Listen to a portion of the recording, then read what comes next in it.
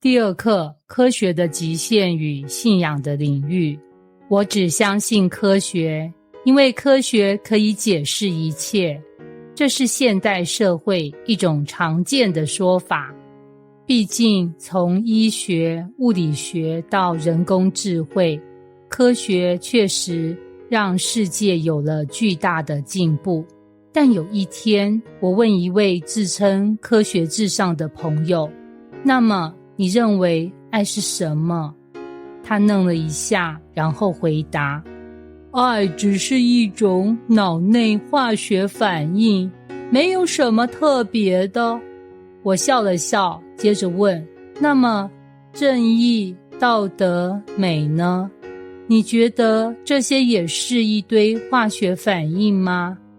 他陷入沉思，最后说，科学还没办法完全解释这些吧。这正是我们今天要探讨的核心问题，科学的极限与信仰的领域。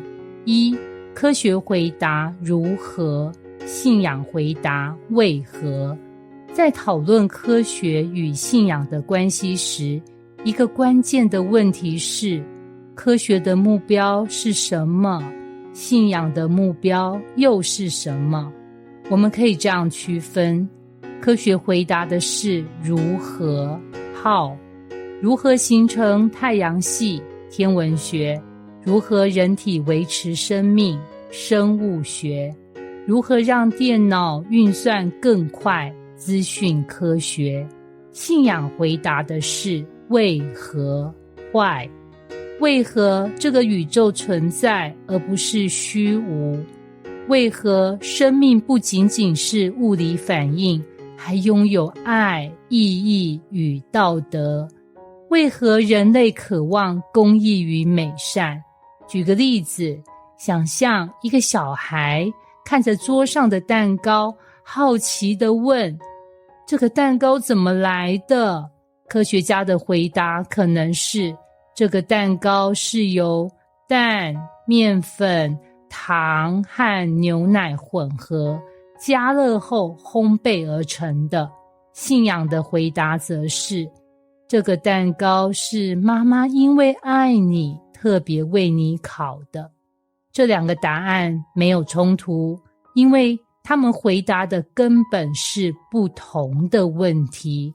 所以当有人说科学能解释一切，所以我们不需要信仰，其实是错误的逻辑，因为科学的范围有限，它无法回答所有人生问题。二、人类理性与科学的界限。科学很强大，但它并不是无所不能的。事实上，科学有许多无法触及的界限。界限一，科学无法解释宇宙的起源，宇宙是如何开始的。大爆炸理论告诉我们，宇宙诞生于一场极端的爆炸，但这并没有回答爆炸之前是什么。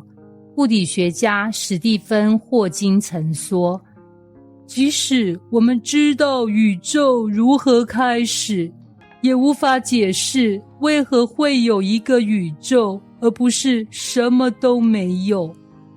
这正是科学的极限，它可以解释宇宙如何运行，却无法回答宇宙为何存在。但圣经却给了一个清楚的答案，起初神创造天地，创世纪1章1节。界限二，科学无法解释生命的意义。为什么我们存在？我们的人生有什么目的？假设我们问科学，人为什么活着？科学的回答可能是，人类是生物演化的结果，活着的目标是生存与繁衍。但这样的答案能真正满足我们内心的渴望吗？如果生命只是生存，那么为什么有人愿意牺牲自己去拯救陌生人？为什么我们不满足于活着，还要追求爱、梦想与意义？耶稣说，我来了，是要叫人得生命，并且得得更丰盛。约翰福音10章10节。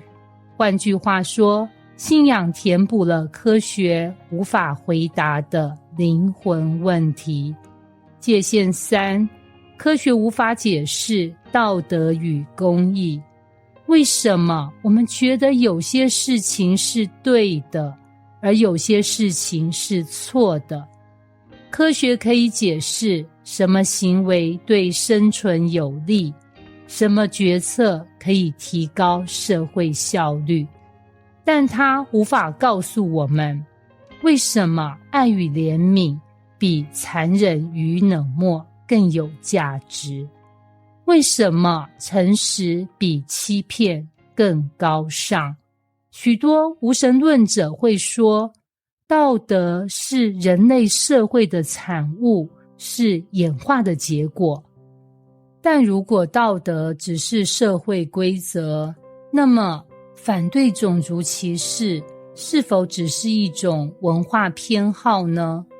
为何我们认为杀害无辜者是邪恶，而不是一种自然现象？事实上，道德与良心的存在显示出有一位超越人类的道德律者，也就是上帝。因为道德的律法已经刻在人的心里，他们的良心同作见证。罗马书2章15节。3，一位科学家的信仰转变。理查·柯林斯是一名生物学教授，从小相信科学可以解释一切。他认为信仰只是无知的产物，直到一次意外改变了他的看法。有一天，他的女儿因病突然陷入昏迷，医生几乎放弃了治疗。他感到无比绝望，在无助中，他开始向一位基督徒朋友寻求答案。如果科学能解释一切，为什么他现在帮不了我？他痛苦地问道。朋友告诉他，或许你该试着认识那位超越科学的神。在接下来的日子里，他开始读圣经，并向神祷告。最终，他的女儿奇迹般地康复了。他说，我仍然相信科学，但我知道科学不是终点，真正的答案在耶稣基督里。结论，科学无法回答一切，但耶稣能。科学告诉我们宇宙如何运作，信仰告诉我们宇宙为何存在。科学可以发现自然法则，但无法解释生命的意义。科学可以解释行为模式，但无法解释爱、公义与道德的根源。所以，当科学无法解释一切时，你愿意来认识这位创造一切的神吗？